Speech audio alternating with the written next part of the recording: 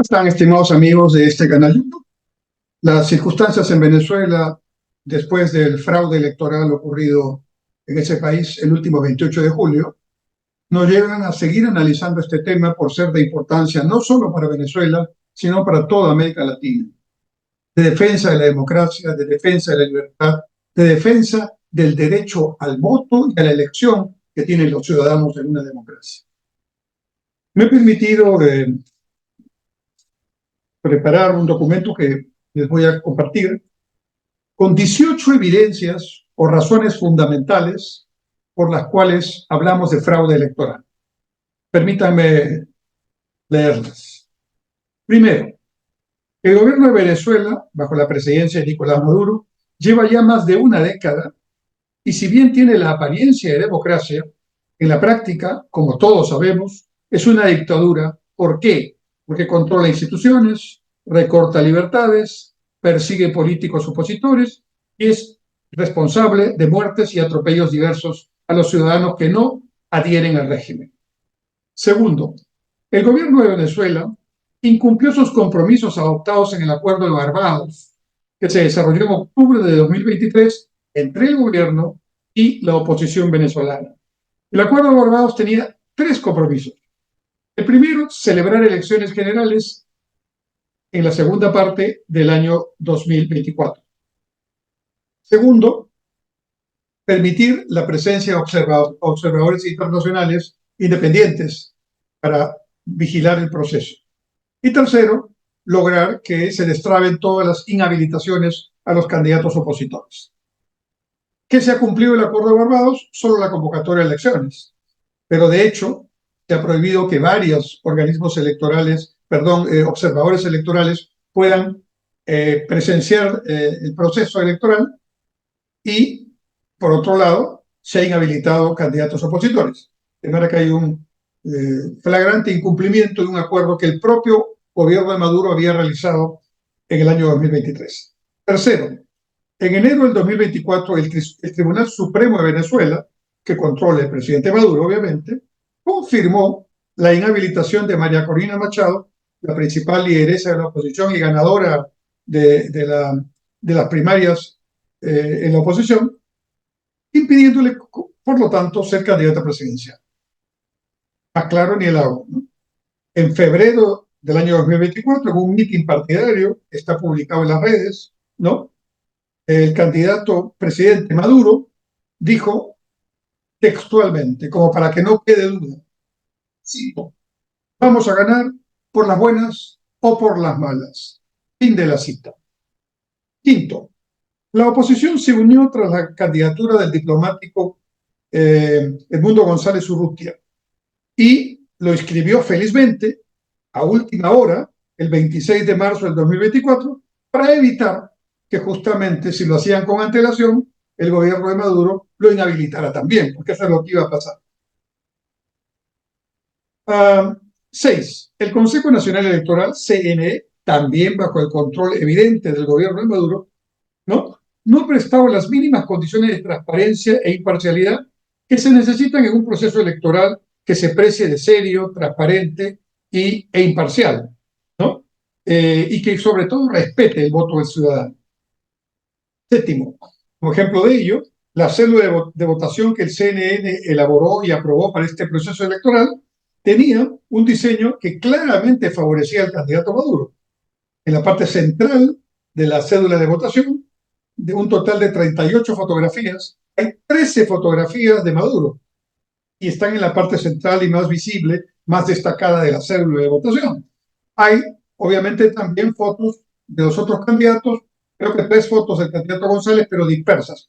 Las de Maduro están puestas en la parte central de manera notoria como para inducir al voto en relación al candidato oficial. 8.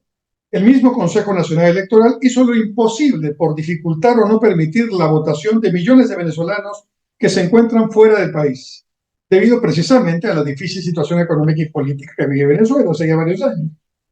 Se pusieron requisitos imposibles de cumplir por los casi 8 millones, de los cuales un buen porcentaje son aptos para votar, de venezolanos que viven fuera de Venezuela. pidiéndoles requisitos como pasaporte, que es muy caro para ellos, y otros requisitos más que no podían cumplir. Y a los pocos que sí los inscribieron en los padrones electorales en los consulados correspondientes, los pusieron en unas ciudades lejanas donde estaban, justamente para provocar que no votaran. Tenían que viajar y pagar ese evento. 9. Las principales encuestas de preferencia electoral realizadas antes de las elecciones por diferentes entidades privadas venezolanas e internacionales daban una amplia ventaja en la preferencia electoral a Edmundo González sobre Nicolás Maduro. Durante el proceso electoral, y lo vimos por los diferentes videos que se lanzaban en las redes, todos los ciudadanos venezolanos han hecho de periodistas y de veedores con su celular, ¿no? Se evidenció un muy lento proceso de votación. Deliberadamente, las personas que iban a votar tuvieron que esperar 2, 3 horas para poder llegar al voto, y lo hicieron, porque sabían que eso era adrede para mortificarlos, aburrirlos, que finalmente se fueran a sus casas sin votar, ¿no?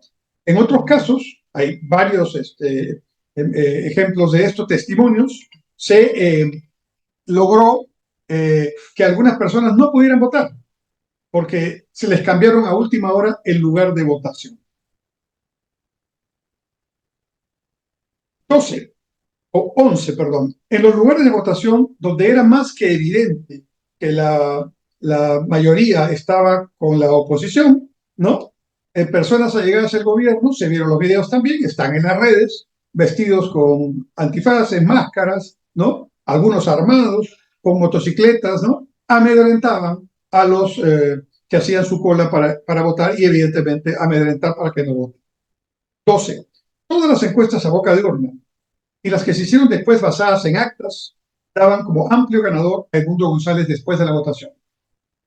El gobierno 13 impidió deliberadamente que los ciudadanos que querían participar como veedores del conteo de votos por parte de la oposición ingresaran a los centros de votación. No obstante esta orden, hoy se sabe que en muchos centros de votación los soldados que estaban al cuidado de estos centros de votación dejaron ingresar a mucha gente para participar en el conteo, y por eso es que hoy la oposición tiene actas, la mayoría de las actas oficiales firmadas por todos los que se encontraban allí en el conteo correspondiente. Los únicos observadores internacionales de prestigio que fueron aceptados de ingresar a Venezuela, el Centro Carta y la misión técnica de la OEA, han señalado en sendos informes que el proceso electoral llevado a cabo en Venezuela no alcanzó, cito, los estándares mínimos para que los resultados oficiales sean creíbles, y además señalaron que habían muchas evidencias de irregularidades que incumplían incluso la propia legislación electoral y la Constitución venezolana. 15. Como somos todos testigos cuando seguíamos este tema por la televisión de diferentes países, ¿no? El Consejo Nacional Electoral demoró horas después de finalizar el conteo en hacer el anuncio que normalmente se va haciendo parcialmente, ¿no? Y al hacerlo, ya muy entrada la madrugada, ¿no es cierto?, se señaló que el resultado había sido 51.2% para Nicolás Maduro y 44.2% para Edmundo González. Este dato se dio como el dato oficial cuando no se habían completado todavía el conteo de los votos, sin mostrar votos por colegios electorales o por regiones y el avance parcial de los mismos. Esto, evidentemente, contrasta, ¿no?, con lo que después se apreció. 16. Con cerca del 90% de las actas oficiales físicas recabadas, la oposición ha demostrado que el resultado ha sido exactamente al revés que el presentado por el Consejo Nacional Electoral. Es decir, Edmundo González no solo ganó, sino que ganó abrumadoramente y en todas las regiones de Venezuela con cerca del 70% de la votación, ¿no? Y el candidato Maduro menos del 30%. Hay diferencia de casi 4 millones de votos, ¿no?, entre ambos candidatos a favor del candidato González. Esta información está disponible en las redes para quien quiera revisarla, y sobre todo para los venezolanos que pueden ahí cotejar el lugar donde votaron y ver el resultado correspondiente. Lo que sucede es que el gobierno venezolano no ha mostrado el equivalente, el documento equivalente oficial, y entonces claramente no lo hace porque han tergiversado groseramente los resultados. 17. Transcurridos varios días desde que terminó el proceso electoral en Venezuela, el gobierno ha incumplido su ofrecimiento de mostrar las actas de votación por colegios electorales, precisamente para cotejarlas con las actas que están en posición de la oposición y que son de público conocimiento. 18. Lejos de tratar de demostrar transparencia y contestar a las importantes evidencias de fraude que son de conocimiento público, el gobierno de Maduro se ha dedicado en los últimos días a provocar violencia en las calles, romper relaciones diplomáticas, expulsar funcionarios diplomáticos de varios países y amenazar, con detener a los líderes opositores. Todo lo señalado no hace sino confirmar. El pasado 28 de julio del 2024 ocurrieron tres cosas. Primero, que desde el gobierno se construyó, se preparó, se organizó anteladamente y luego, durante y después del proceso, un fraude electoral que ha alterado groseramente la victoria de Edmundo González.